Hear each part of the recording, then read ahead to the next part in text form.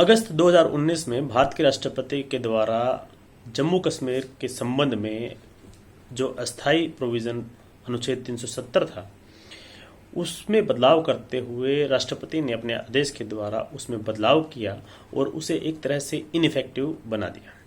उसके बाद जम्मू कश्मीर राज्य का विभाजन किया गया और जम्मू कश्मीर राज्य जो है जम्मू कश्मीर केंद्र शासित प्रदेश और लद्दाख केंद्र शासित प्रदेश के रूप में हमारे सामने आया।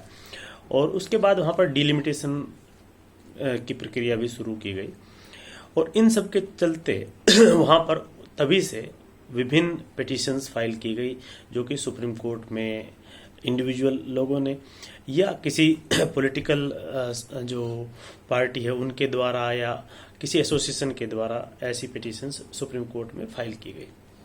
उसके बाद उन पिटीशंस को एक कॉन्स्टिट्यूशन बेंच को रेफर किया गया कि इस मामले में जो भी बनता हो वो कॉन्स्टिट्यूशन बेंच देखे। उसमें वो पिटीशंस भी थी जो पहले अनुच्छेद 370 के जो प्रावधान थे उनको चैलेंज करती थी, अनुच्छेद 35A के प्रावधानों को चैलेंज करती थी। तो वो सब पिटीशंस भी इन पिटीशंस के साथ जो नई पिटीशंस आई थी, जो बदलाव को चैलेंज करते हुए आई थी, उनके साथ जोड़ दी गई। और उसके बाद जब सुनवाई चल रही थी तो ऐसी बात आई कि इस मामले में पहले से कॉन्स्टिट्यूशन बेंच ने कुछ डिसीजन दिए हैं, उसके चलते एक बड़ी बेंच को इस मामले को सुनना चाहिए। जिस मामले की सुनवाई करते हुए फिर 5 जजों की बेंच ने ये कहा कि बड़े बेंच को सुने जाने की इस मामले के संबंध में बड़े बेंच को रेफर किए जाने या सुने जाने की कोई ज़रूरत नहीं है।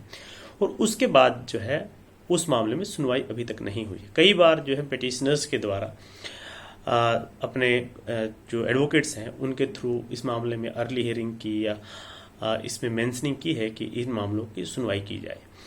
2020 से लेकर के अब तक ज़्यादातर समय जो कोर्ट की हियरिंग है वो वर्चुअल फॉर्म में रही है और उसके चलते जो है कोर्ट की फंक्शनिंग तो चलती रही है, लेकिन जो रेगुलर हियरिंग ना हो पाने के चलते जो महत्वपूर्ण केस हैं वो अभी तक डिसाइड नहीं किए गए हैं। उनमें से एक केस जो है अनुच्छेद 370 में बदलाव से संबंधित भी है।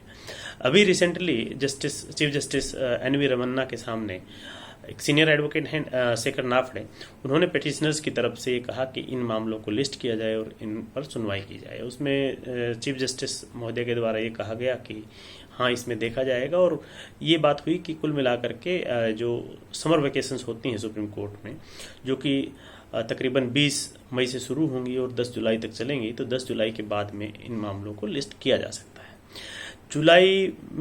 जुलाई से अगस्त के बीच में जो करंट चीफ जस्टिस हैं, चीफ जस्टिस NV रमन्ना, उनका कार्यकाल है।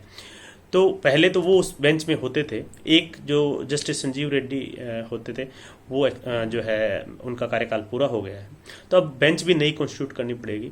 और ऐसा लगता है क्योंकि उस बेंच में अब क्योंकि एक ही महीने का चीफ जस्टिस का कार्यकाल बचा है, तो एक महीने में वो इतना जल्दबाजी में सब करना चाहेंगे या नहीं चाहेंगे वो उनका डिस्क्रिशन होता है।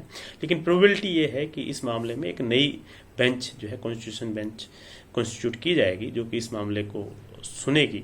तो हो सकता है कि इस साल, हो सकता है लास्ट तक, हो सकता है सितंबर में, अक्टूबर में, नवंबर में, कभी भी इस मामले में जब सुनवाई होगी तो सुनवाई के बाद जजमेंट इस मामले में आ जाए और ये मामला हमेशा के लिए एक तरह से रेस्ट करे कि जो 370 में जो बदलाव हुआ वो सही था नहीं था।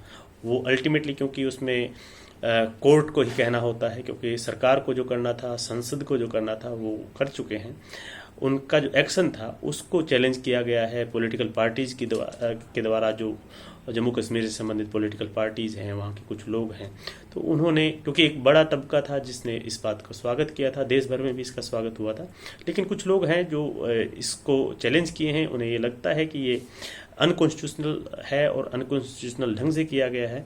तो ये बात जो है अब कोर्ट में जो विभिन्न पक्ष हैं अपना पक्ष रखेंगे और उसके बाद जो कॉन्स्टिट्यूशन बेंच होगी वो इसको डिसाइड करेगी और हो सकता है इस वर्ष के अंत तक ये जजमेंट, एक लैंडमार्क जजमेंट सुप्रीम कोर्ट की होगी, हमें देखने को मिले। नमस्कार, धन्यवाद।